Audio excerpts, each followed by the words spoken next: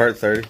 Sorry, I'm laughing about my nasty hair and how I'm like leaned forward and back. Like, not that I care about it, but everybody needs to know if somebody's putting out this kind of information that you're not dumb enough to not even realize how you look, you know.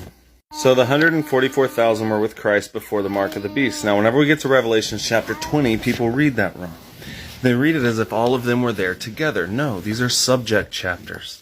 Revelation 14, which we're in right now, is going to take us through the whole thing.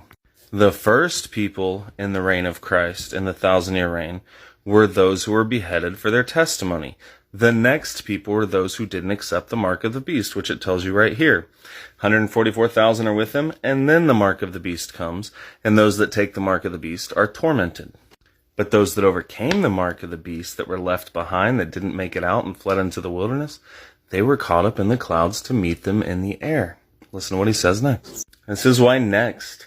He says, "And I heard a voice from heaven saying unto me, Write, blessed are the dead which die in the Lord from henceforth. Yea, saith the Spirit, that they may rest from their labors, and their works do follow them."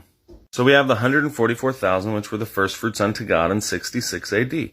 Then the beast comes. And then an angel flies throughout heaven and says, "If any man take the mark of the beast." Then it says, if anybody dies once the mark of the beast comes that's in Christ, that they rest from their labors and their works do follow them. Why?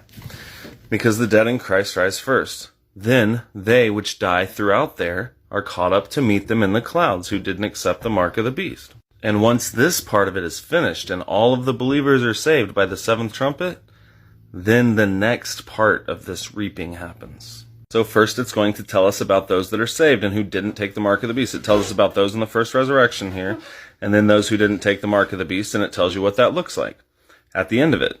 "And I looked, and behold, a white cloud, and upon the cloud sat one like unto the Son of Man, having on his head a golden crown, and in his hand a sharp sickle.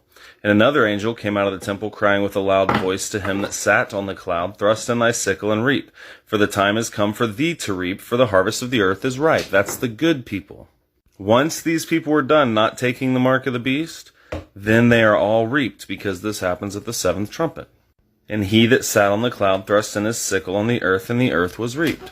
And then another angel comes out of the temple, having a sharp sickle.